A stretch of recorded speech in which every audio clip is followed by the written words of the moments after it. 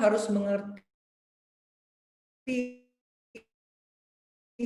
aplikasinya dan aplikasinya di audiens kita seperti apa. Jadi tidak hanya HIV itu ditularkan oleh exit gitu dan lain sebagainya, bukan seperti itu, tapi aplikasinya di kehidupan dia sehari-hari seperti apa. Jadi konten yang diproduksi harus seperti itu. Next. Mungkin agak lambat ya. Nah, contoh ada. Dan ini saya selalu dengan teman-teman content creator. Pornografi tidak baik untuk kesehatan reproduksi. Itu sebuah statement. Mungkin next saja. Nah, kita harus membedakan antara fakta dan sebuah statement fakta dan sebuah statement norma. Contohnya, pornografi tidak baik untuk remaja. Itu sebuah sikap. Nah, dalam menyajikan konten, kita harus tidak hanya stop berhenti di sebuah sikap pornografi tidak baik untuk remaja, tapi menjelaskan mengapa tidak baik. Contohnya, pornografi tidak baik untuk remaja karena tidak ada unsur konsen. Survei sudah membuktikan bahwa kekerasan dalam pornografi itu sangat tinggi. Mungkin seperti itu. Jadi ada penjelasan yang rasional yang tidak ada unsur normatifnya. Tapi biasanya yang sering informasi yang sering remaja dapat adalah informasi yang ada normanya di belakangnya. Jadi contohnya yang kedua, pornografi tidak baik untuk remaja karena bisa mengajarkan dia untuk berzina. Dua-dua informasinya benar, mempunyai sikap yang sama, tapi satu menggunakan penjelasan yang netral, satu menggunakan penjelasan atau bukan penjelasan yang netral, tapi penjelasan yang positif terhadap Kespro dan HIV, dan satu menggunakan penjelasan yang moral. Dan kita harus hati-hati banget dengan message-message yang kita buat dalam konten. Jadi kita harus hati-hati dan kita harus sangat aware pesan moral apa yang kita berikan dalam konten kita. Next. Nah, kita sudah mengetahui nih, kita sekarang di sebuah tatanan masyarakat yang mungkin stigmanya maupun norma terhadap tes HIV, pencegahan HIV, Kespro dan lain sebagainya, pemenuhan hak Kespro dan lain sebagainya tidak mendukung. Nah, cara kita merubah tatanan masyarakat itu dengan konten edukasi itu seperti apa?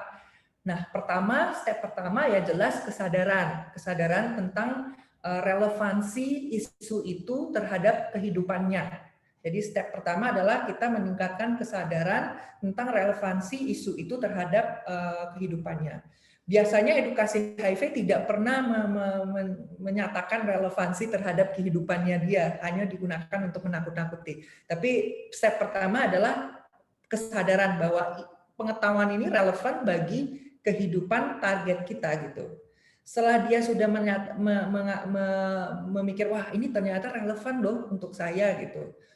Step kedua adalah kita memberikan naratif-naratif yang mempertanyakan naratif-naratif yang buruk tadi. Contohnya, kita memberikan naratif alternatif.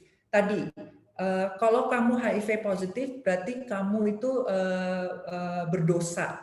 Kita memberikan naratif yang berbeda. Kita mungkin menyajikan konten-konten yang sebaliknya. Atau contohnya, kalau kamu beli kondom itu kamu berarti orang yang tidak baik secara moral gitu. Kita memberikan naratif berikutnya, wah kalau saya membelikan kondom berarti saya itu saya berdaya untuk mengambil keputusan tentang kesehatan saya gitu. Jadi kita mencoba mengcounter dan mempertanyakan naratif-naratif yang buruk. Setelah sekelompok masyarakat itu sudah mampu menggunakan naratif-naratif yang baik untuk HIV dan lain sebagainya, kita harus mensoroti mereka secara publik gitu. Jadi inilah tempat influencer dan lain sebagainya. Jadi kalau ada orang yang sudah memikir bahwa ternyata saya membeli kondom atau melakukan tes HIV itu sebagai bagian dari pemberdayaan saya untuk menjaga kesehatan saya, kita soroti itu, kita mendorong dia untuk membuat komitmen itu secara publik supaya orang lain bisa mengambil contoh. Susahnya dan gampangnya seperti itu step-stepnya. Jadi pertama kita meningkatkan kesadaran, yang kedua kita memberikan naratif-naratif yang counter terhadap naratif-naratif yang salah dan tidak buruk. Setelah segelintir orang sudah berubah dan sudah memikirkan HIV sebagai sebuah hal yang memberdayakan dan lain sebagainya, kita menyoroti mereka supaya publik bisa melihat figur-figur itu. Step-stepnya saya sajikan dengan sebuah sangat simple, tapi dalam praktek saya yakin teman-teman di sini sudah tahu nggak terlalu simple, dalam pengukuran dan lain sebagainya juga tidak simple. Tapi semoga ini menjadi awal untuk nanti Niera membahas lebih teknis lagi cara membuat konten yang menarik. Mungkin dari saya itu saja. Terima kasih sudah diberikan kesempatan. Baik, terima kasih banyak Dr. Sandip. Ya, langsung saja kawan-kawan kita masuk ke pembicara kedua kita, ada Kak Nira. Boleh ditampilkan untuk profil singkatnya terlebih dahulu, Bang Jo.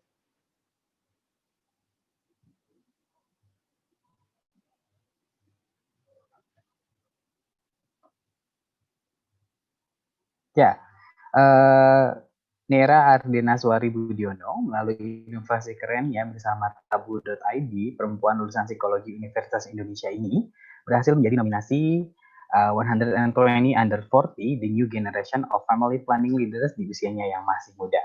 Platformnya Tabu.id bergerak dalam hal kesehatan seksual dan reproduksi serta keluarga berencana. Langsung saja kita serahkan ruang ini kepada Kak Nera. Silakan Nera.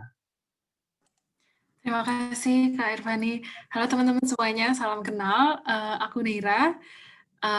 Hari ini akan melanjutkan tadi pembahasan yang Sandip sudah jelaskan. Jadi kalau di UNFPA, aku juga bagian dari tim youth, jadi aku kerja bareng Sandip dan juga Mbak Reta dan lain-lain untuk aku sih spesifiknya lebih di bagian inovasi digital untuk kesehatan remaja dan orang-orang muda gitu. Jadi hari ini mungkin aku mau share beberapa poin-poin step-step yang selama ini aku udah research dan juga udah pelajari dan juga udah coba implementasikan juga.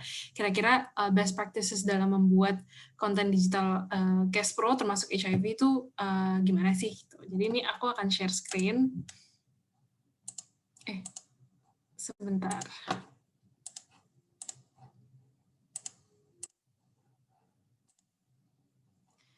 Ya mudah-mudahan presentasi aku kelihatan ya. Oke, nah jadi teman-teman hari ini kita akan ngomongin tentang gimana sih baiknya memulai membuat konten media sosial untuk CSE atau Comprehensive Sexuality Education.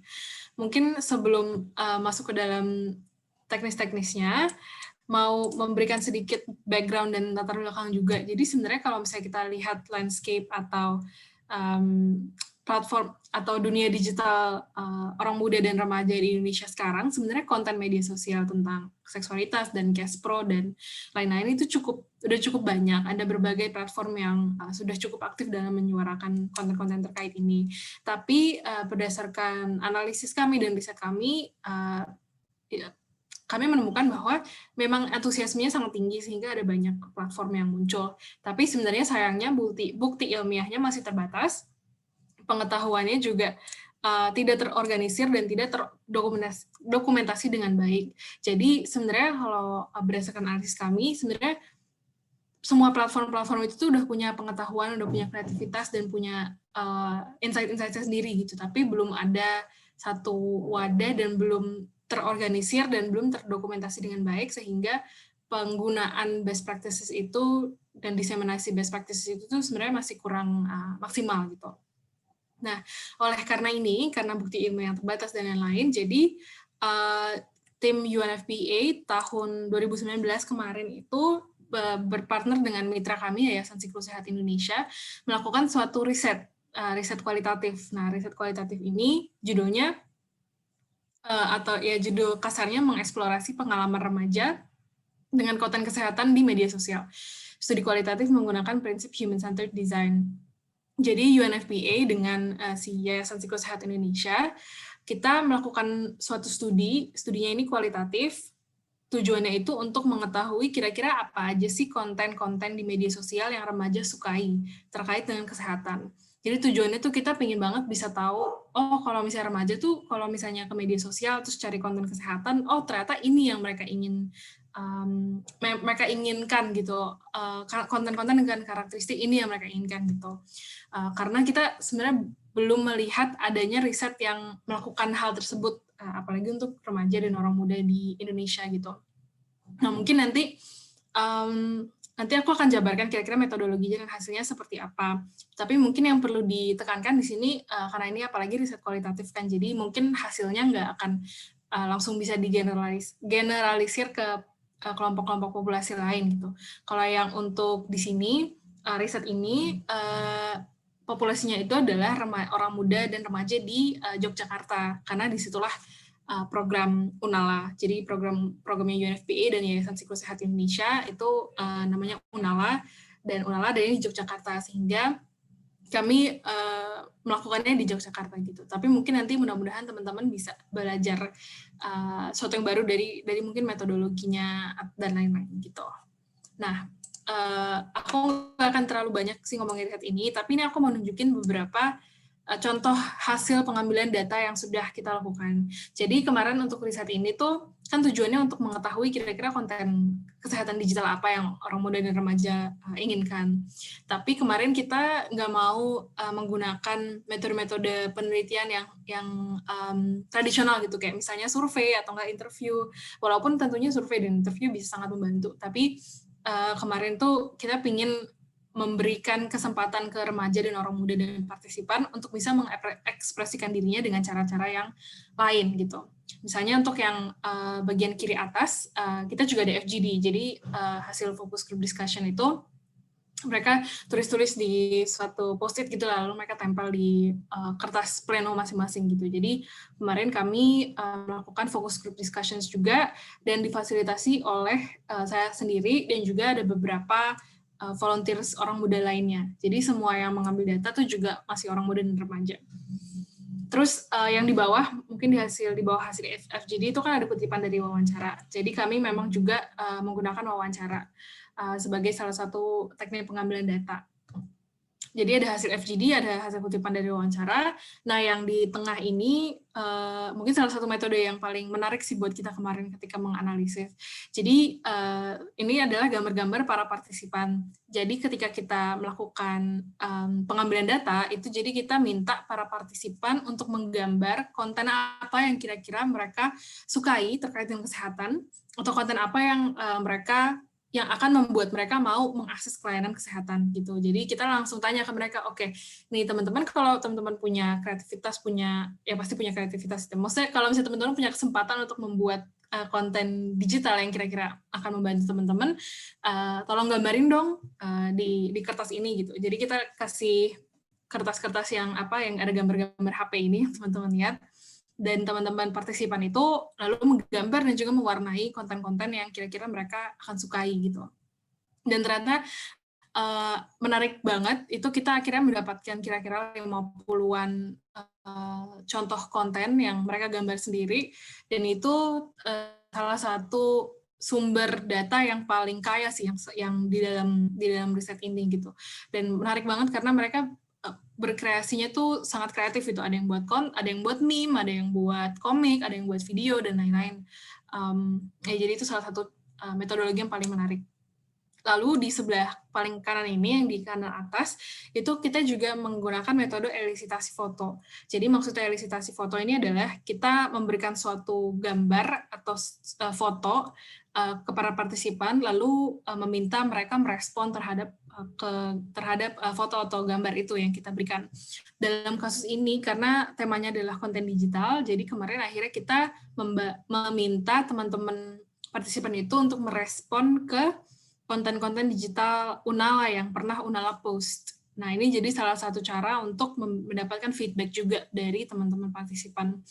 Nah, lewat elisitasi foto konten Unala itu, akhirnya kita mendapatkan beberapa insight-insight yang sangat berguna juga gitu. Kayak misalnya ada teman-teman yang nulis kayak di sini bosen sama captionnya gitu, atau dia tulis tambahin emot biar lucu gitu. Jadi ini kan hal-hal yang menarik gitu dan menunjukkan bahwa ternyata remaja dan orang muda itu juga sangat bisa dipengaruhi oleh gaya captionnya, gaya bahasanya gitu, dan mereka bisa sampai bilang tambahin emot biar supaya lucu gitu. Nah, lalu yang di bawah itu yang di bawah hasil elisitasi foto itu adalah metode social media observation atau observasi media sosial. Jadi kemarin itu tim risetnya membuat akun Instagram sendiri yang kita pakai untuk memfollow teman-teman partisipan dan juga memfollow akun-akun yang teman-teman partisipan sukai. Jadi lewat FGD dan lewat wawancara kita tahu ada beberapa nih akun-akun di Instagram yang paling disukain sama teman-teman partisipan. Nah, menggunakan akun yang kita buat untuk studinya itu, akhirnya kita follow akun-akun itu. Misalnya waktu itu salah satunya apa ya? Tirto gitu, Tirto atau nggak Mojok. Jadi akhirnya dengan akun kita itu kita follow Tirto dan Mojok dan banyak akun lain tentunya. Sebenarnya tujuannya itu adalah supaya kita bisa lebih memahami kira-kira dunia digitalnya remaja dan orang muda yang sedang kita targetin itu seperti apa sih. Kita ingin tahu ketika orang muda itu membuka feed Instagramnya, itu apa sih yang mereka lihat, dan konten-konten seperti apa yang membuat mereka bisa berinteraksi dan bisa engage gitu. Nah, jadi dari lewat social media observation ini, kita juga banyak mendapatkan insights tentang kira-kira konten apa saja sih yang paling banyak di-like dan paling disukain gitu. Jadi, kemarin metodologi kita itu adalah campuran dari berbagai metode ini, ada FGD, gambar partisipan, wawancara, elisitasi foto, dan juga social media observation. Lalu lewat semua metodologi ini akhirnya kita satukan menjadi beberapa insights dan tema-tema yang telah kita identifikasi. Nah, ini yang mungkin aku akan share. Nah, oke.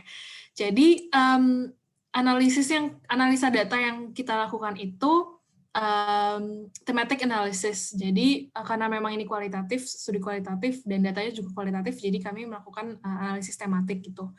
Jadi kami mengidentifikasi tema-tema yang muncul dan lalu mengkategorikannya menjadi beberapa kategori gitu ya. Ada tentang pencarian informasi kesehatan, platform media sosial, format, copy atau caption, materi, jadi isi kontennya itu, dan juga desain visual. Mungkin ini aku akan bahas cepat aja. Untuk misalnya contohnya nih, untuk pencarian informasi kesehatan. Nah, kita menemukan ternyata untuk remaja yang kita riset, yang menjadi partisipan riset kita itu, ternyata mereka lebih banyak tidak sengaja terpapar informasi kesehatan di media sosial karena mereka scrolling di feed. Nah, ini kan sebenarnya suatu insight yang cukup menarik karena kita menemukan bahwa ternyata mereka nggak terlalu sering mencoba secara aktif mencari sendiri juga informasi kesehatan. Ternyata mereka lebih seringnya tuh ketika mereka lagi scroll di feed, misalnya lagi ngeliat media sosial, terus tiba-tiba ada konten kesehatan dan akhirnya mereka membaca gitu. Jadi ini sesuatu poin yang menarik juga, menunjukkan bahwa ya ternyata memang konten kesehatan tuh harus sangat-sangat bisa kompetitif dengan konten-konten lainnya gitu, karena ternyata orang-orang muda dan remaja nggak akan secara aktif cari juga gitu, dan mereka lebih banyak nggak sengaja terpapar. Lalu contohnya platform media sosial yang paling disukai adalah Instagram dan YouTube, dan format yang paling disukai adalah infografis, video, dan juga komik. Jadi iya, jadi itu tiga hal itu yang paling banyak disebut. Lalu untuk copy atau caption, jadi kita menemukan bahwa ternyata orang muda dan remaja itu sukanya captionnya yang pendek dan to the point, tidak bertele-tele. Jadi nggak suka tuh mereka yang panjang-panjang untuk baca, harus panjang-panjang itu mereka nggak suka. Mereka maunya langsung yang kayak ya udah intinya apa gitu. Terus juga biasanya juga mereka sukanya gaya bahasa yang casual, seperti sedang ngobrol aja gitu dengan remaja, dan bahkan mereka juga sukanya tuh yang sedikit nyeleneh. Jadinya sedikit ada jokingnya, sedikit ada nggak terlalu serius gitu lah, nggak terlalu formal. Nah, itu mereka lebih senang yang seperti itu. Lalu di bagian kanan kita bisa lihat yang bagian materi. Nah ini yang kita mendapatkan paling banyak insight itu di sini. Jadi materi yang mereka suka itu ternyata ada banyak gitu yang kita temukan di sini. Pertama mereka suka terkait dengan peristiwa terkini, topik yang trending dan hal-hal viral. Jadi memang ya remaja memang sukanya kalau misalnya kita memberikan informasi kesehatan itu dihubungkanlah dengan peristiwa-peristiwa terkini, apa sih yang lagi trending, yang sedang banyak dibicarakan oleh remaja itu sekarang itu apa gitu. Lalu mereka juga suka nih kalau kita memberikan informasi terkait dengan kasus-kasus kesehatan yang benar-benar terjadi dan aneh. Kayak contohnya waktu itu, ini mungkin agak terdengar agak aneh, tapi mungkin aku bisa kasih contoh. Kayak waktu itu salah satu partisipan kita itu bilang bahwa, iya dia suka kalau misalnya nih Kak, kan biasanya kadang tuh suka ada kasus-kasus kesehatan yang aneh tuh Kak. Misalnya kayak waktu itu aku baca ada orang yang ternyata dia ditemukan punya 5 lambung di dalam tubuhnya gitu. Nah itu kan sesuatu kasus kesehatan yang cukup aneh dan tidak biasa didengar gitu ya. Nah kayak gitu-gitu mereka suka dan itu bisa menangkap curiosity dan rasa penasaran mereka gitu. Lalu mereka juga cukup bisa terpengaruh oleh konten yang meningkatkan persepsi ancaman atau menekankan risiko-risiko yang terkait dengan kebiasaan gaya hidup di kalangan remaja gitu. Jadi mereka juga suka kalau misalnya mereka bisa belajar tentang risikonya tuh dengan gaya hidup seperti ini itu apa misalnya gitu. Mereka juga suka kalau terdapat unsur humor dan lelucon karena mereka ketika belajar tuh mereka juga sukanya sambil dihibur gitu. Jadi kalau kontennya lucu dan ada humornya itu mereka jadi lebih engaged. Terdapat tips praktis yang bisa langsung dipraktikkan, itu juga salah satu hal yang penting, karena mungkin kalau untuk teman-teman remaja itu mereka suka yang lebih, ya langsung praktis aja gitu lah, jangan terlalu abstrak atau teoritis. Mereka juga suka kalau melibatkan influencer digital, tapi dengan catatan bahwa mereka expect bahwa influencer digital ini harus memiliki pengetahuan tentang topik yang sedang dibahas. Jadi kayak contohnya beberapa dari teman-teman partisipan itu mengatakan, mereka suka misalnya kalau influencernya itu tuh juga dokter atau dia at least mahasiswa kedokteran gitu. Nah, kenapa itu penting? Karena ternyata mereka melihat bahwa kalau misalnya ini influencernya yang ngomongin tentang cash pro tidak dinilai kompeten atau tidak mengetahui tentang tentang topiknya itu, mereka menilai bahwa ini justru itu akan mereka mempersepsikannya secara negatif gitu. Sehingga kalau kita mau pilih-pilih digital influencers gitu ya, ternyata perlu kriteria tertentu juga. Lalu para ahli juga mereka senang kalau misalnya para ahli dilibatkan dalam konten, seperti misalnya dokter, bidan, dan tenaga profesional kesehatan lainnya, tapi lebih baik dengan cara interaktif gitu, misalnya dengan video, atau misalnya TikTok, atau misalnya Q&A, dan lain-lain gitu. Lalu desain visual, ada beberapa tema yang kita temukan juga. Pertama, konten yang mereka suka itu adalah konten dengan visual yang didesain dengan baik dan juga terlihat menarik. Jadi ini salah satu tema yang paling sering dibicarakan oleh teman-teman remaja sebenarnya. Lalu kontennya juga perlu, desain visualnya juga perlu konsisten dengan branding akun. Jadi banyak juga teman-teman yang mengatakan bahwa mereka suka kalau misalnya mereka lihat suatu platform digital di Instagram nih. Terus semua desain di dalam platform digital itu tuh sesuai dengan branding akun tersebut gitu. Nah, itu mereka merasa bahwa kontennya lebih engaging dengan branding yang konsisten seperti itu. Mereka juga suka konten dengan teks yang minimum dan juga visual yang besar. Jadi seperti yang mungkin tadi aku udah bilang, kalau remaja dan orang muda itu suka males baca gitu. Jadi mereka sukanya kalau visualnya yang besar, lalu nanti teksnya kecil-kecil gitu. Nah, semua tema-tema ini sebenarnya kan memang cukup spesifik ke dalam populasi yang ditargetkan oleh partisipan ini. Tapi mungkin ada beberapa dari sini mungkin yang bisa apply juga ke target populasi teman-teman, atau mungkin teman-teman juga bisa menggunakan beberapa metodologi yang tadi aku udah jelaskan untuk riset lebih lanjut ke populasi teman-teman. Nah, dari akhirnya dari beberapa data dan insights itu ada 3 hal yang kita akhirnya simpulkan. Yang pertama itu yang paling kiri, perhatikan konten-konten yang diberikan ke remaja. Jadi ternyata kalau melihat yang tadi insights dan tema-tema itu kan kita melihat bahwa ternyata remaja itu punya preferensi yang cukup spesifik dan detail terkait konten kesehatan di media sosial. Jadi semestinya konten apapun yang kita berikan di media sosial yang terkait kesehatan, semestinya sebisa mungkin mengikuti preferensi konten-konten mengikuti preferensi teman-teman partisipan dan beneficiaries kita itu gitu. Jadi memang konten yang diberikan tuh nggak boleh asal aja gitu, tapi harus diperhatikan betul-betul. Yang kedua, di tengah, tetap up to date dengan hal-hal yang relevan bagi remaja.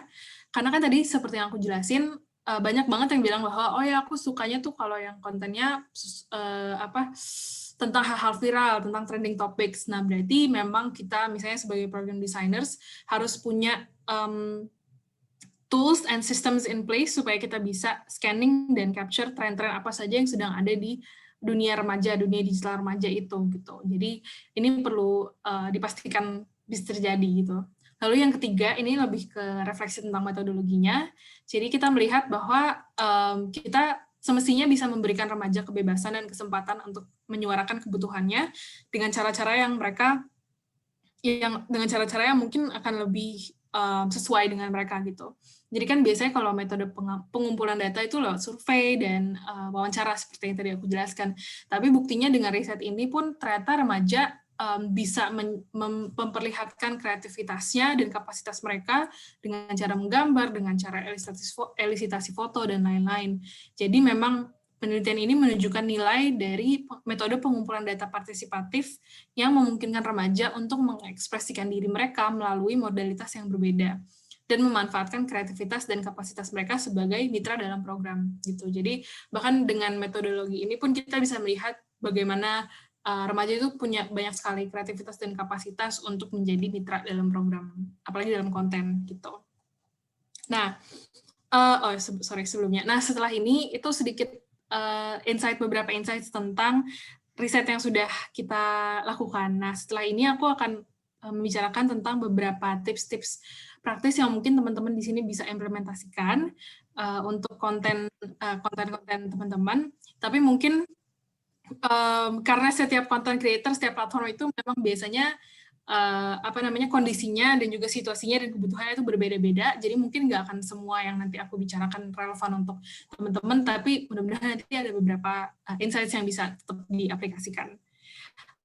Biasanya nih kalau misalnya aku ngomongin tentang pembuatan konten, biasanya aku punya step-stepnya tuh aku sederhanakan menjadi 5. Apalagi kalau misalnya aku baru mau memberikan materi ke misalnya maksudnya audiens yang umum gitu ya. Jadi yang bukan spesifik bukan audiens dengan kebutuhan spesifik. Biasanya aku simplify atau simplifikasi menjadi 5. Dan nanti ini kita akan bahas satu-satu. Jadi yang pertama itu cari tahu karakteristik target audience dan landscape platform. Kedua, tentukan branding dan keunikan. 3, buatlah strategi dan perencanaan. 4 itu eksekusi, dan 5 monitoring dan evaluation. Yang lalu nanti hasil monitoring dan evaluation ini mestinya dipakai untuk menentukan branding dan keunikan dan juga membuat strategi dan perencanaan. Nah, tapi ada 2 hal menurut aku yang perlu terus-terus dilakukan, yaitu pelibatan audiens secara bermakna. Jadi misalnya kalau kita membuat konten tentang remaja, ya kita perlu memastikan bahwa remaja itu sendiri terlibat secara bermakna, punya kesempatan untuk terlibat dan bahkan mungkin juga untuk memimpin gitu ya dalam mendesain konten dan membuat konten itu. Dan lalu juga yang kedua itu yang tadi aku udah sempat sebutkan, yaitu trend scanning. Jadi gimana caranya kita bisa capture berbagai tren yang ada di dunia digital audience ini untuk kita pakai menjadi bahan konten kita. Nanti aku juga akan menunjukkan beberapa contoh praktis dan tools yang bisa kita pakai. Oke. Nah ini 3 step yang pertama. Pertama kan tadi cari tahu karakteristik target remaja dan platform digital yang dipakai. Nah ini mungkin tadi sempat disebutkan oleh Sandip juga ya, bahwa kita perlu mengetahui dulu nih karakteristik dan preferensi remaja gimana. Dan semua riset yang tadi aku jelaskan itu adalah essentially itu untuk nomor 1 ini, untuk step nomor 1. Karena menurutku itu step yang salah satu yang paling penting banget sih, untuk kita tahu secara spesifik dan secara detail kira-kira apa aja sih yang membuat remaja itu suka dengan konten digital, atau mungkin maksudnya audiens suka dengan konten digital.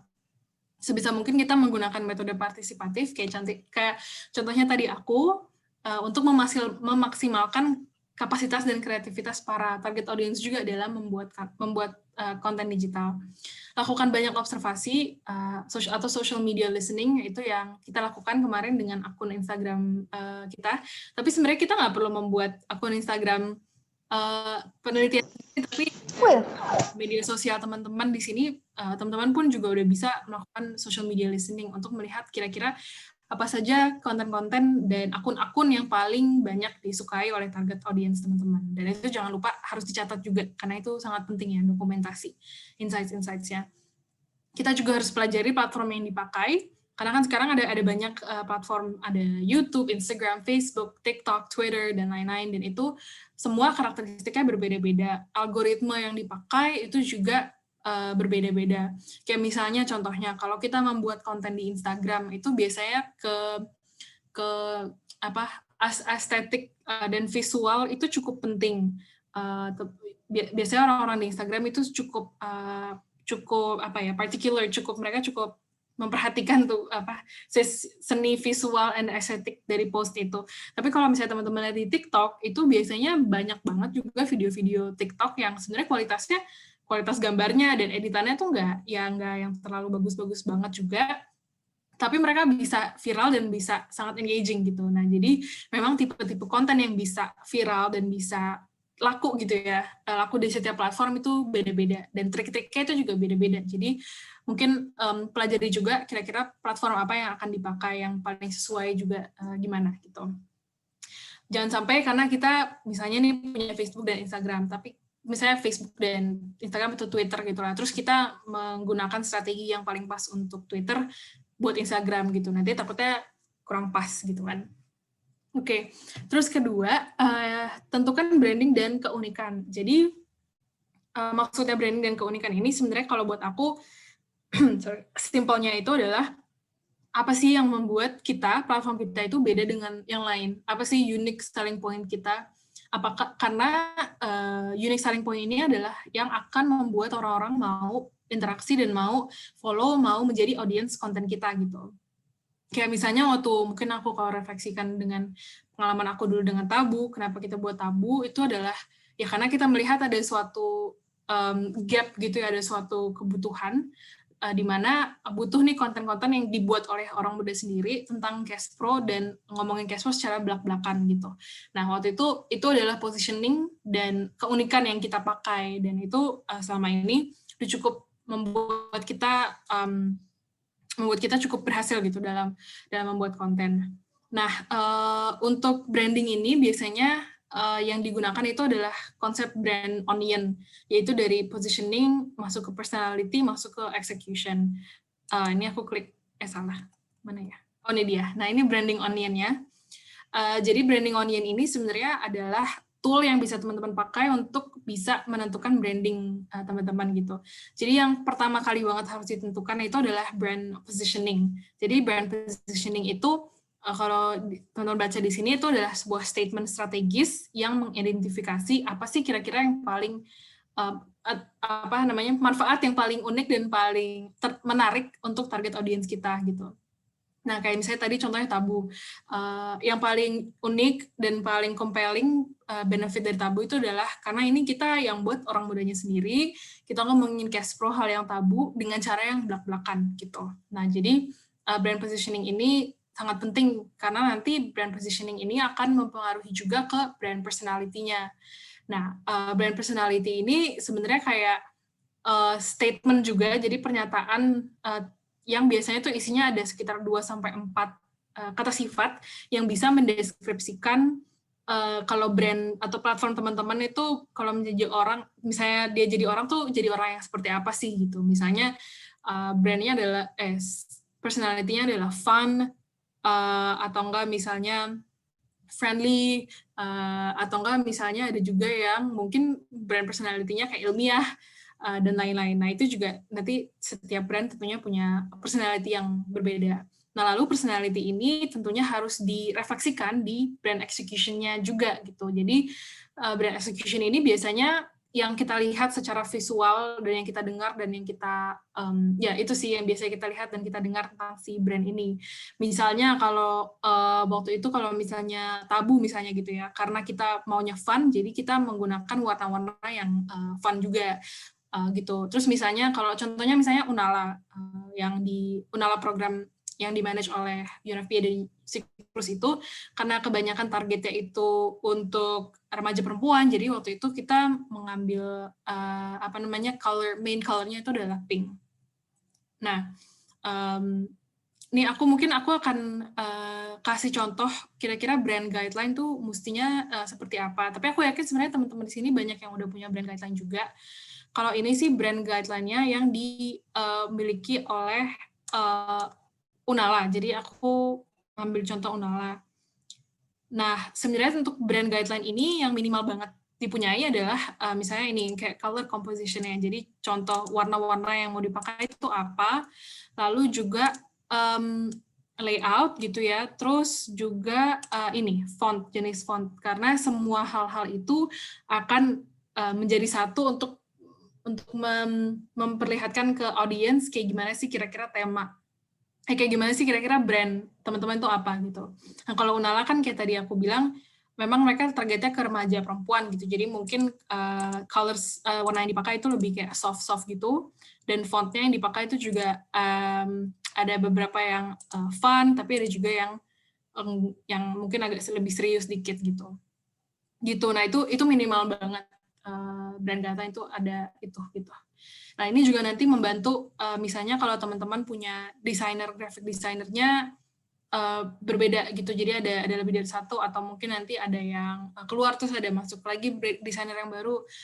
Tetap nanti gaya desainnya itu tetap konsisten karena sudah ada branding guideline ini gitu. Karena apalagi tadi kan kita pelajari bahwa memang teman-teman remaja itu banyak yang suka dengan branding yang sesuai visual yang sesuai dengan branding. Nah, lalu yang ketiga itu adalah buat strategi dan perencanaan konten. Nah, biasanya ini yang aku maksud adalah pertama kita tentukan topik. Biasanya ini aku kasih tipsnya adalah coba kita buat bank topik. Jadi bank topik itu intinya satu master list of topics gitu.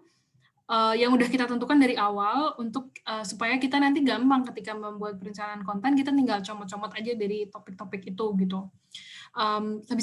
Sebisa mungkin sih kalau misalnya kita juga maunya mengacu ke CSI, kita menggunakan ITGSI, misalnya kita melihat di situ kira-kira ada topik-topik apa aja dan juga target-target pembelajaran apa aja, lalu bisa dipakai untuk membuat konten.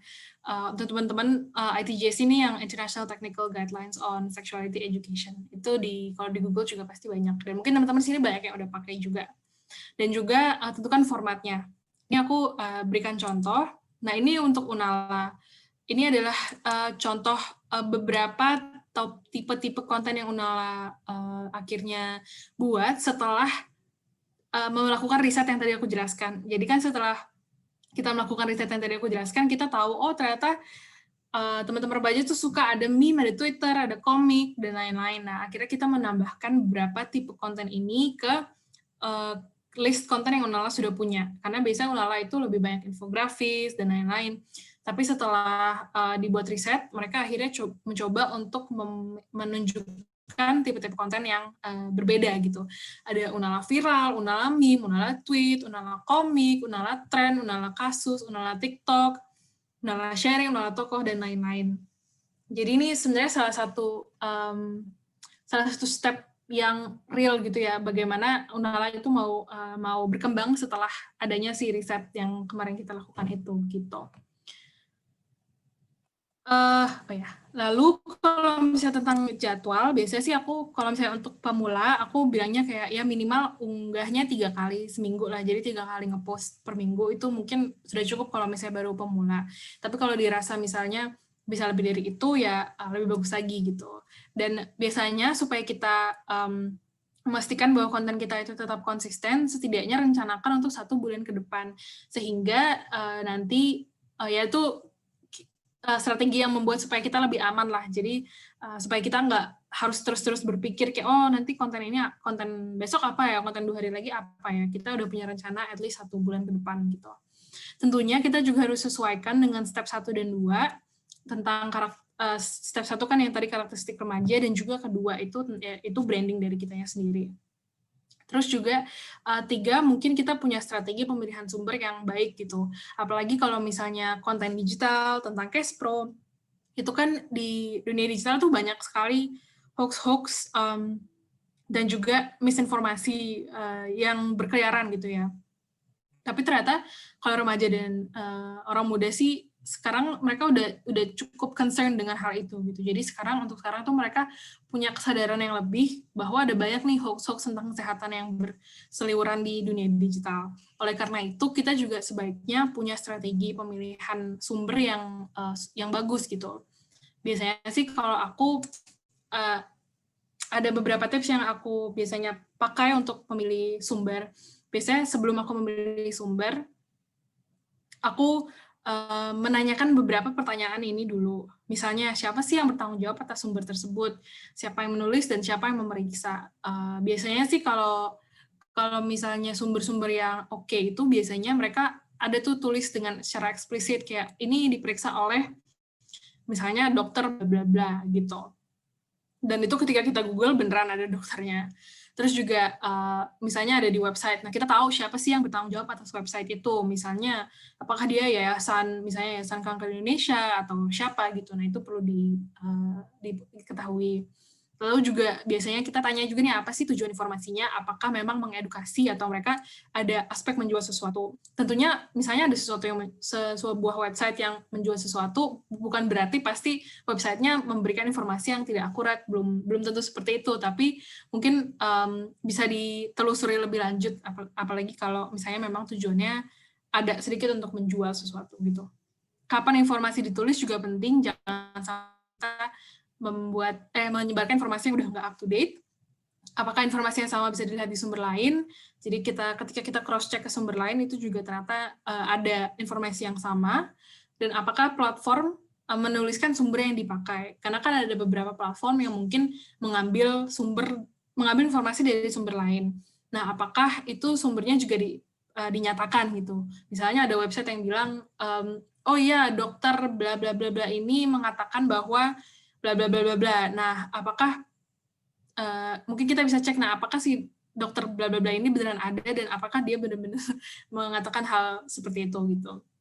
Nah, biasanya sih aku sebisa mungkin coba pilih sumber yang ditulis oleh institusi yang terakreditasi dalam bidangnya.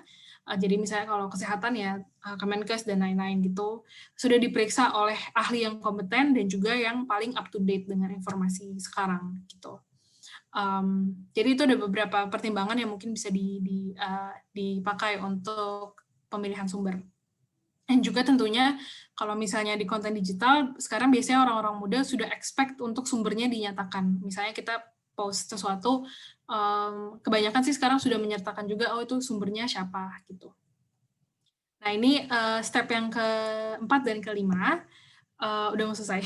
Jadi yang keempat itu kan tadi seperti aku jelaskan itu adalah eksekusi. Nah, bagian eksekusi ini penting banget untuk kita bisa ingat dan juga ikuti preferensi target audience.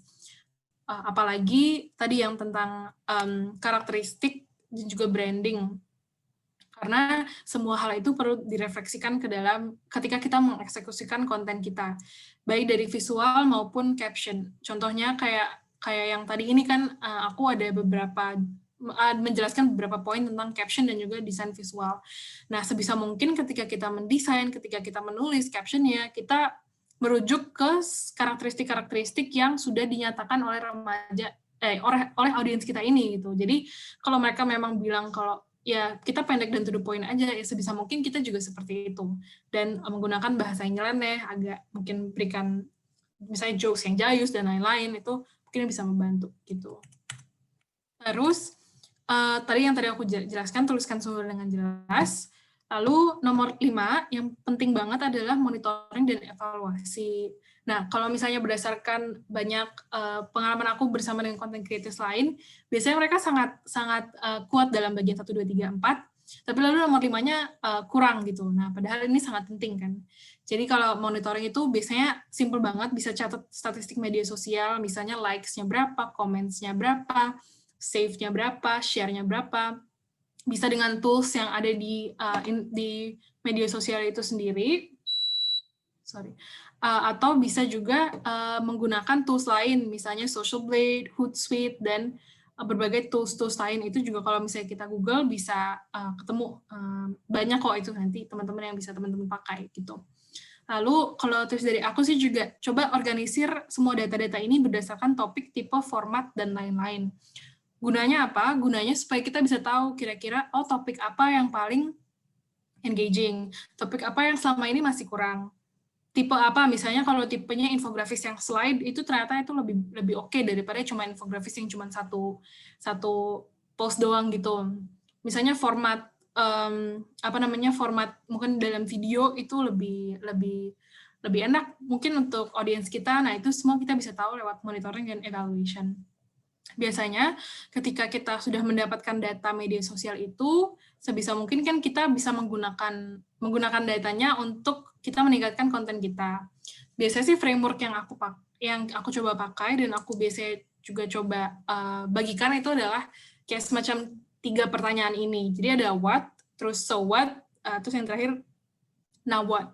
Jadi contohnya kalau what itu maksudnya adalah datanya sendiri itu apa sih? Nah, itu kan kita bisa jawab dengan tadi mencatat insights dari konten kita. Aku berikan contoh misalnya engagement konten yang itu selalu lebih rendah daripada konten yang tentang hubungan pacaran misalnya. Nah, habis itu hal lain yang perlu kita pertanyakan adalah so what? Berarti maksudnya what does this data tell us? Jadi datanya itu menunjukkan apa sih? Nah, kalau data yang tadi itu mungkin kita bisa memberi kesimpulan bahwa mengambil kesimpulan bahwa audiens itu lebih tertarik dengan konten hubungan daripada konten yang medis gitu. Nah, itu sebenarnya sesuatu yang normal. Biasanya memang kayak gitu. Nah, tapi sebaiknya sih nggak cuma sampai situ aja. Sebaiknya juga kita tanyakan now what. Maksudnya now what itu adalah jadi kita harus apa ini programnya sekarang, given that we've learned about this gitu. Setelah kita mengetahui insight ini, lalu apa sih yang perlu kita ubah dari konten atau program kita? Contohnya misalnya untuk mengatasi yang tadi audiens itu tentang konten medis itu, misalnya sekarang kita punya strategi konten medis, kita harus bisa hubungkan dengan kehidupan sehari-hari. Atau enggak misalnya dalam 1 minggu, misalnya kita mix and match bahas topik medis dan hubungan agar engagement-nya bisa seimbang. Jadi misalnya jangan sampai, minggu ini cuma medis doang, minggu depan itu cuma hubungan doang, karena nanti takutnya engagement-nya sangat jomplang gitu. Jadi yang minggu ini sangat rendah, minggu depan tinggi gitu. Jadi itu salah satu cara mengatasi engagement biar seimbang dan stabil gitu. Berdasarkan pengalaman aku sih framework seperti ini cukup berguna dan cukup membantu supaya kita bisa memastikan semua data media social statistics ini bisa digunakan untuk meningkatkan program gitu. Nah, yang tadi terakhir adalah melakukan secara berkelanjutan itu kan melibatkan audiens secara bermakna, bisa dengan misalnya melakukan riset yang kayak tadi sudah UNFPA lakukan, itu juga kan salah satu bagian dari melibatkan audiens secara bermakna.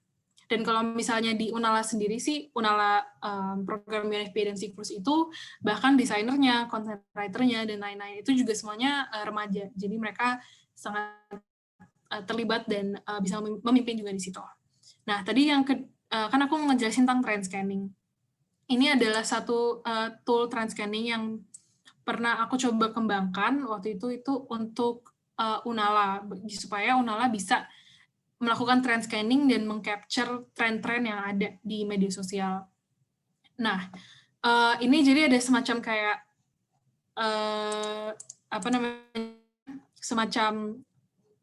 kayak matrix gitu sih bisa dibilang ya. Jadi kalau yang di atas ini apa sih trennya yang kita lihat, terus apa contoh konten trennya. Jadi mungkin kita bisa masukin link ke contoh tren tersebut. Terus gimana sih konten ini bisa dipakai untuk konten Unala? Lalu terakhir itu ide-ide konten gitu. Jadi ini adalah pertanyaan yang bisa kita jawab. Lalu kategori tren-tren ini yang kita buka lebar. Jadi tren-tren yang kita lihat itu nggak hanya cuma tentang isu tematik atau misalnya platform, misalnya tentang TikTok, tapi juga banyak banget banyak banget tren-tren lainnya. Kalau di sini sih aku ada isu tematik, misalnya contohnya, sekarang lagi banyak kekerasan gitu. Misalnya contohnya ini ya. Misalnya kemarin banyak yang ngomongin kekerasan dan citra tubuh dan cyberbullying. Terus platform yang lagi ngetren banget sekarang, ada TikTok gitu. Atau enggak, misalnya sekarang nih, apa itu, yang game itu misalnya contohnya. Terus format konten yang kemarin itu lagi ngetren banget itu video TikTok gitu.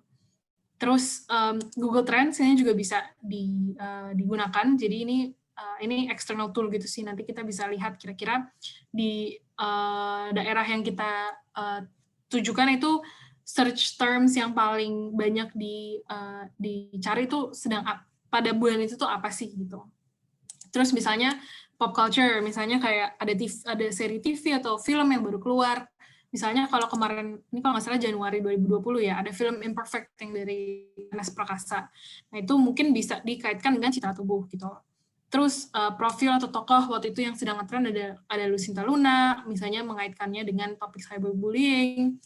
Ada juga, kan sekarang banyak banget nih meme challenge atau jokes gitu. Nah, kemarin sempat contohnya itu Dolly Parton Challenge. Mungkin teman-teman sini udah lupa ya, Dolly Parton Challenge itu tuh yang kayak kalau di Tinder gimana, Instagram gimana, Facebook gimana, LinkedIn gimana gitu. Jadi ya. Terus berita waktu itu lagi hot-hotnya banget topik Reinhard Sinaga. Ada juga kejadian-kejadian yaitu itu kemarin tahun baru 2020 dan juga banjir untuk di Jakarta gitu. Nah jadi kayak bisa teman-teman lihat di sini, tren yang bisa di-capture itu ada banyak banget gitu. Jadi nggak cuma satu tipe tren, tapi ada banyak sekali. Dan dengan framework dan matrix seperti ini, mungkin teman-teman content creators itu juga bisa lebih sistematis dalam meng-capture tren dan lalu langsung dipikirkan kira-kira bisa dibuat sebagai konten yang apa gitu. Oke. Jadi kalau step-stepnya sih semuanya sudah selesai. Jadi tips-tips semua dari aku sudah aku berikan ke teman-teman. Nah itu memang hanya general overview of the different tips karena ya content creation tuh masih banyak perintilan lainnya. Jadi sebenarnya hari ini aku nggak cukup membahas semuanya, tapi mudah-mudahan ada beberapa yang menarik. Terakhir nih aku mau share tentang inisiatif baru UNFPA yang terkait banget dengan content creation ini, dan teman-teman GWL INA dan beberapa teman-teman dalam network GWL INA juga udah bergabung. Jadi UNFPA itu sekarang sedang mengembangkan yang namanya Community of Practice. Isinya itu adalah content creators digital dalam bidang cash pro. Jadi dalam bidang cash pro dan juga termasuk HIV. Kenapa? Karena seperti yang tadi aku jelaskan di awal kan,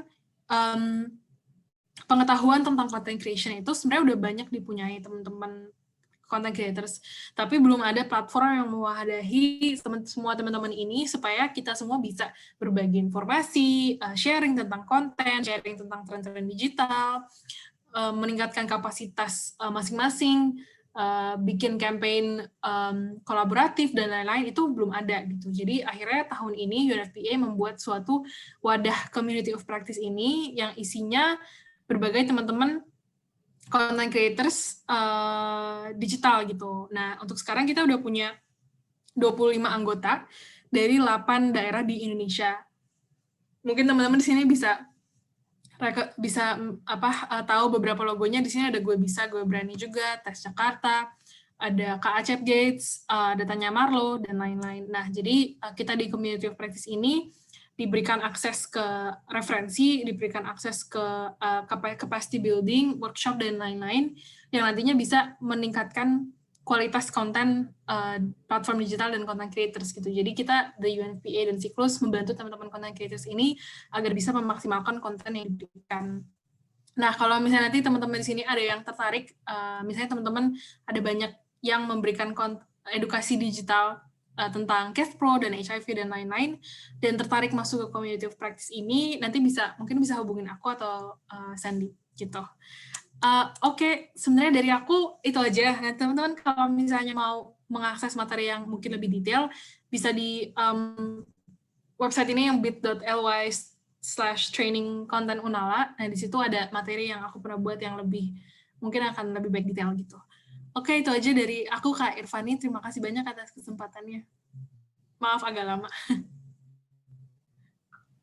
Ntar lebih inget sama gue.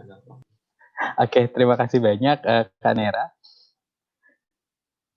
Ya, kawan-kawan, seperti yang tadi saya sampaikan dan Caca sampaikan bahwa setelah sesi pemaparan dari Dr. Sandip dan Kak Nera, kita akan ada membuka sesi Q&A.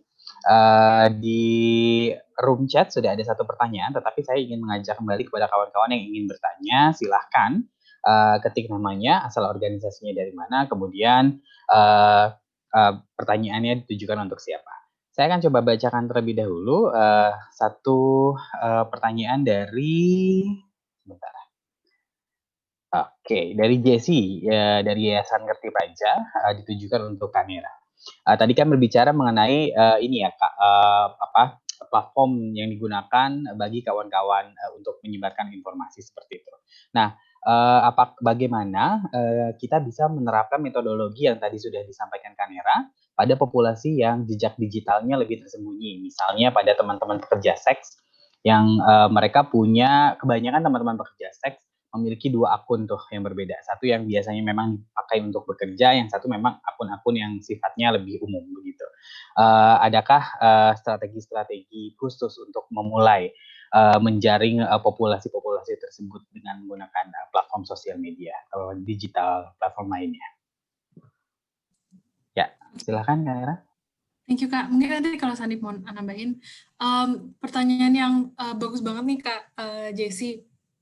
Jadi memang aku setuju sih kalau misalnya buat populasi yang berbeda mungkin perlu strategi pengambilan data dan observasi yang berbeda pula. Sebenarnya kalau yang kemarin itu dengan remaja, ada beberapa dari teman-teman remaja itu juga yang punya 2 akun. Jadi mereka juga kasih ke aku tuh akun yang akun yang private itu, jadi yang sebenarnya nggak diberikan ke orang lain gitu. Ya, jadi memang awalnya pasti perlu ada informed consent itu kan. Jadi aku juga tanya ke para partisipannya, kamu maksudnya nyaman atau enggak misalnya memberikan aku akun yang ini. Kalau misalnya nggak nyaman juga akun yang satu lagi juga nggak apa-apa. Terus kedua juga mungkin kita kalau misalnya kita mau tahu kira-kira konten apa aja yang dibaca oleh si partisipan itu di dalam media sosialnya, mungkin kita nggak perlu benar-benar follow dianya, tapi kita coba minta aja kira-kira, Kak, apa sih akun-akun yang biasanya kakak follow, yang kakak biasanya suka ngelihat kontennya, karena kontennya edukatif, kontennya menarik gitu. Lalu kita jadi follow akun itu, jadi nggak perlu langsung follow akun partisipannya. Kalau misalnya memang ada privacy concerns, ada memang kalau misalnya partisipannya juga nggak nyaman kan juga jangan sampai. Jadi mungkin kita bisa memfollow akun-akun yang dia follow aja gitu, yang dia nyaman untuk kasih tahu ke kita. Jadi memang nggak perlu kita ketahui seluk-beluk dunia digitalnya partisipan itu, tapi hanya yang relevan aja untuk riset kita. Gitu sih kalau dari aku. Mungkin Sandi mau nambahin? Saya mau menambahkan bahwa sharing satu resource yang bagus. Jadi ya yang kita harus juga tentang populasi tersebut adalah normsnya. Jadi mereka menggunakan referensi apa, yang dipercaya apa yang menjadi dasar dalam perilaku. Jadi kalau di populasi itu apa yang menjadi dasar atau ekspektasi, dia melihat ke siapa yang menjadi referensi dia gitu. Jadi itu yang harus diperhatikan, dan setiap kelompok, apalagi kelompok yang sangat termarginalkan, itu mungkin referensinya berbeda-beda. Ada satu online training yang mungkin saya mau share ke teman-teman di sini. Di Coursera ada training tentang social norms dan change. Dan itu bagus sekali framework untuk mengetahui mengapa contohnya kita mau membuat konten untuk meningkatkan testing bagi pekerja seks perempuan, misalnya seperti itu. Kita harus menanyakan apa yang menjadi referensi bagi pekerja seks perempuan itu gitu. Mengapa dia mendapatkan informasi dari mana? Ekspektasinya seperti apa? Pandangan masyarakat ke dia seperti apa, dan lain sebagainya. Jadi belum tentu referensi dari si pekerja seks perempuan itu adalah pekerja seks lainnya gitu. Bisa saja, dan itu hal-hal itu menjadi penting. Bisa saja tokoh masyarakat sedekatnya Bisa saja juga referensinya sebuah influencer yang ada di Jakarta, padahal dia bukan di Jakarta. Jadi harus sangat-sangat mengetahui di kelompok itu referensi untuk mengambil keputusan tentang kesehatan itu di mana dan siapa, modalitasnya apa. Bisa saja bukan online juga, bisa saja bukan karena konten, bisa saja karena dorongan, bisa saja dan lain sebagainya. Oke, terima kasih Kanira dan Dokter Sandip. Sebenarnya saya ada 2 pertanyaan lagi, ini dari saya pribadi sih sebenarnya. Saya tertarik dengan tadi presentasi yang disampaikan Dokter Sandip mengenai data-data mengenai HKSR pada remaja dan anak-anak muda. Nah, Dok, seperti yang kita tahu gitu, terkadang framing media dalam memberikan informasi mengenai pendidikan HKSR itu sangat rancu gitu, menakut-nakuti, membenturkan pada nilai-nilai budaya dan agama gitu. Nah, sebenarnya sudah ada upaya-upaya apa sih gitu yang dilakukan? Mungkin selama ini dokter punya hal-hal yang dilakukan untuk mensensitifkan atau memberikan informasi kepada media supaya informasi yang disampaikan itu tepat, akurat, dan tidak seperti yang tadi dokter sampaikan, menakutkan dan yang lain-lain.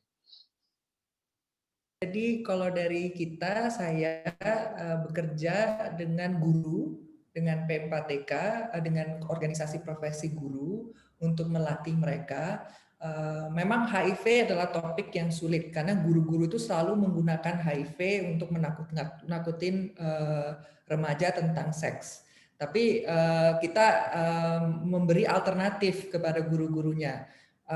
Tidak harus menakut-nakutin remaja untuk mengajarkan tentang seks, bisa menggunakan alternatif ini. Kita baru di tahapan itu, belum di tahapan di mana HIV bisa diterima dan lain sebagainya, dan itu masing-masing jauh sekali perjalanan untuk guru ya. Baru di tahapan jangan menakut-nakutin. Tapi seperti yang saya bilang tadi, kita semua ini butuh menggunakan pendekatan perubahan norma, bukan lagi pendekatan kita hanya memberikan informasi sudah cukup, udah bukan seperti itu lagi. Strategi kita harus mempertanyakan, harus merubah pandangan, merubah sikap gitu. Jadi contohnya saya pernah memfasilitasi sesi tentang keperawanan dengan remaja-remaja perempuan. Saya tanyakan keperawanan menurut mereka itu seperti apa. Terus ada yang bilang keperawanan itu suci dan lain sebagainya. Terus saya mempertanyakan lagi, apakah orang yang perawan bisa jahat? Bisa kan? Dan lain sekali. Jadi kita harus membuat konten-konten yang mempertanyakan dan menimbulkan pertanyaan-pertanyaan dan diskoherensi naratif-naratif yang sangat buruk tadi gitu. Apakah orang yang membeli kondom itu selalu orang yang immoral gitu. Jadi kita harus sangat-sangat mempertanyakan dan menggunakan strategi-strategi itu. Namun terus terang kita nggak tahu key messages yang efektif itu seperti apa. Makanya kita harus, ini menjadi peluang dan menjadi ketertarikan saya ke depannya adalah kita harus duduk bareng dan kita harus benar-benar meneliti strategi-strategi apa yang efektif untuk merubah atau mempertanyakan norma-norma dan membuat perubahan sikap itu. Jadi memang kita belum tahu, tapi yang jelas pendekatan hanya memberikan informasi udah tidak cukup di setting Indonesia. Ya, setuju sekali Dok, karena memang kalau saya boleh berefleksi, kebetulan saya sempat terlibat dalam upaya pemberian informasi mengenai hak kesehatan seksual reproduksi juga di sekolah-sekolah kepada anak-anak SMA gitu. Ya, benturan-benturan itu tuh sangat terasa gitu ya, karena tidak sepenuhnya kawan-kawan menganggap bahwa kesehatan seksual reproduksi itu hal yang penting untuk mereka ketahui. Bahkan ya tadi framing-framing yang mereka dapatkan selama ini dari tenaga pendidik, dari media ya secara mentah-mentah ditelan seperti itu. Jadi ya agak sulit memang untuk bisa perlu perjuangan yang cukup panjang untuk kita bisa mengubah perspektif itu semua. Ya, terima kasih Dokter Sandip. Kemudian ada pertanyaan berikutnya dari Bozo dari Ikatan Pelangi Bengkulu. Ini untuk Dokter Sandip dan Kak Naira terkait narasi.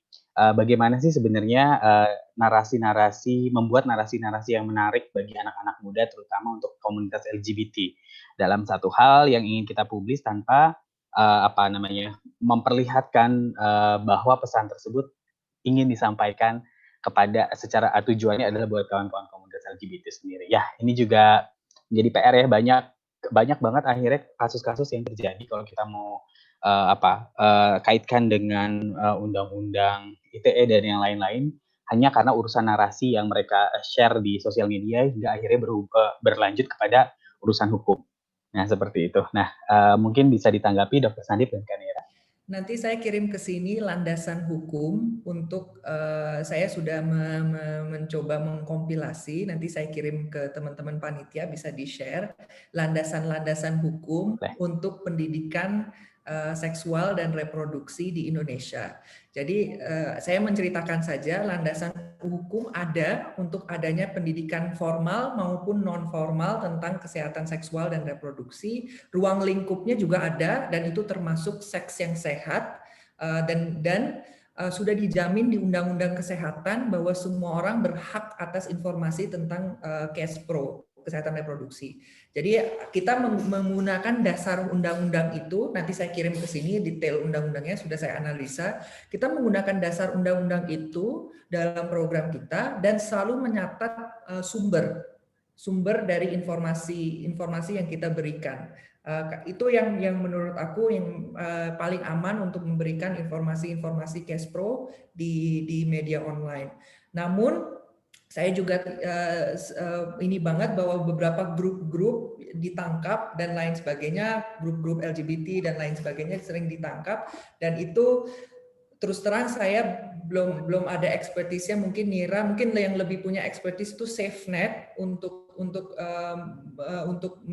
dalam situasi krisis, apa step-step perlindungan online dan lain sebagainya itu seperti apa, Bella. Tapi untuk informasi KESPRO sendiri, ruang lingkupnya itu cukup luas dan sudah ada di Undang-Undang Kesehatan. Semua orang berhak untuk mendapatkan informasi itu. Dan untuk amannya selalu mencatat sumber di konten-konten yang kita buat. Nanti saya kirim dasar undang-undangnya.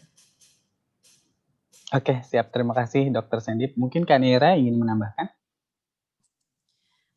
Sebenarnya tadi udah disebutin sih sama Sandip. Aku juga tadi di pikiranku adalah terkait dengan sumber dan juga siapa yang mengatakan informasi yang sedang kita sampaikan itu. Aku merasa selama ini ketika aku secara gamblang memberikan itu sumber informasinya apa, itu bisa lebih diterima oleh teman-teman dan audiens itu, karena mereka juga bisa langsung cek sendiri gitu ke sumbernya, kira-kira ini akurat atau tidak. Dan selama ini sih kalau berkaca ke pengalaman aku, tapi ini mungkin beda-beda ya setiap orang juga. Biasanya sih aku kalau membuat konten terus mengangkat topik yang sensitif, sebisa mungkin aku buat narasinya senetral mungkin, dan tujuannya itu adalah untuk mendebunk mitos-mitos yang ada dan menunjukkan bahwa ada beberapa informasi yang tidak akurat yang selama ini dipercaya oleh publik itu bilang bahwa ini tidak akurat dan ini alasannya A, B, C, D, E, F, G gitu dan lain-lain. Cuman memang juga ya, karena apalagi kalau isu-isu sensitif dan juga kelompok-kelompok yang mungkin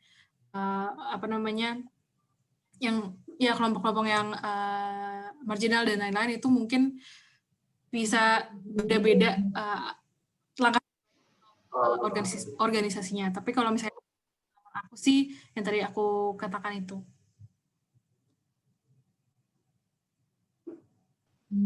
Oke, ya terima kasih Kanera. Satu pertanyaan terakhir mengenai digital community of practice. Nah, kalau ada teman-teman yang mau bergabung nih Kak, kira-kira caranya seperti apa sih? Kalau mau bergabung nanti bisa kontak ke aku aja. Ini aku akan ketik email aku, kirim di chat. Nanti kalau misalnya teman-teman ada yang tertarik, kirim email ke aku, nanti aku akan memberikan informasi lebih banyak dan akan memfasilitasi prosesnya.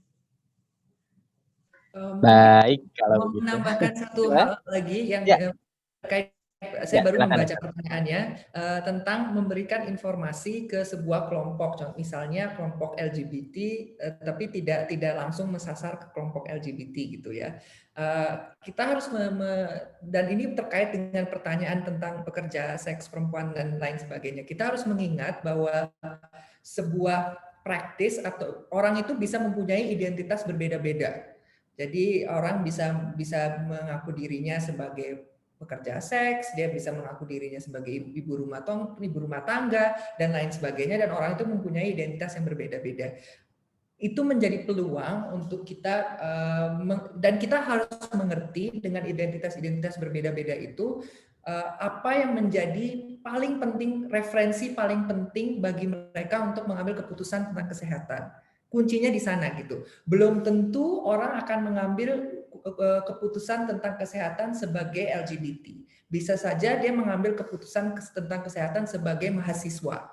Yang dua-duanya adalah sebuah identitas gitu. Jadi itu yang harus kita pikirkan bersama, dan ini menjadi call, dan saya tahu di sini teman-teman banyak dari komunitas, adalah kita harus membuat gerakan untuk mendanai hal-hal seperti ini. Karena kalau kita bicarakan tentang konten, norm change dan lainnya, sayangnya itu minim sekali dana untuk operasional, dan banyak dana untuk ARV, untuk testing dan lain sebagainya, untuk perubahan norma, untuk digital content dan lain sebagainya. Dananya itu sangat minim, dan kita harus memperlihatkan efektivitas kita harus mendokumentasi dengan baik supaya kita bisa advokasi bareng-bareng untuk meningkatkan, karena donor pun, pengalaman saya di UNFPA, donor pun tidak terlalu mau membiayain sebuah hal yang hanya tentang digital content gitu. Jadi menghitung beneficiary dan lain sebagainya juga ada politik donor juga. Jadi kita harus bekerja sama mungkin melalui community of practice untuk membuat investasi di science ini. Seperti tadi, apa sih yang membuat orang mengambil keputusan, konten-konten key messages apa sih yang menarik gitu. Dan itu sih key message dari saya untuk kita advokasi bareng-bareng. Baik, terima kasih banyak Dr. Sandip dan Kak Nira. Sudah tidak terasa kawan-kawan, kita sudah 2 menit menuju jam 5. Waktunya kita menutup sesi ini. Sesi yang sangat menarik. Secara pribadi saya sangat bukan orang yang concern dengan media sosial ataupun media-media lainnya, tetapi melalui sesi ini saya menjadi ternyata banyak ya hal yang bisa kita lakukan dalam upaya-upaya memberikan informasi kepada kawan-kawan mengenai hal-hal atas kesehatan dan juga khususnya di HIV/AIDS bagi kawan-kawan populasi kunci KWL gitu. Oke. Kawan-kawan, mengingatkan kembali yang belum mengisi absen, silahkan bisa diakses absennya di bit.ly/JMTINA 2020 Day 1. Sekali lagi saya ucapkan banyak terima kasih untuk Dr. Sandip, kepada Kak Nira dan juga kawan-kawan yang sudah bergabung dalam sesi ini dari jam 3:30 sore tadi, atau mungkin ada kawan-kawan yang sudah bergabung dari pagi tadi. Terima kasih banyak. Esok hari kita masih ada sesi yang sama, conference juga dari pagi sampai dengan sore. Saya harap kawan-kawan masih bisa bergabung dengan kami semua. Selamat istirahat kawan-kawan semuanya. Terima kasih banyak. Terima kasih. Terima kasih teman-teman, izin Ya, silakan. Bacakan atau dijawab oleh kedua speaker kita, tapi mungkin nanti Mbak Rita bisa mungkin meninggalkan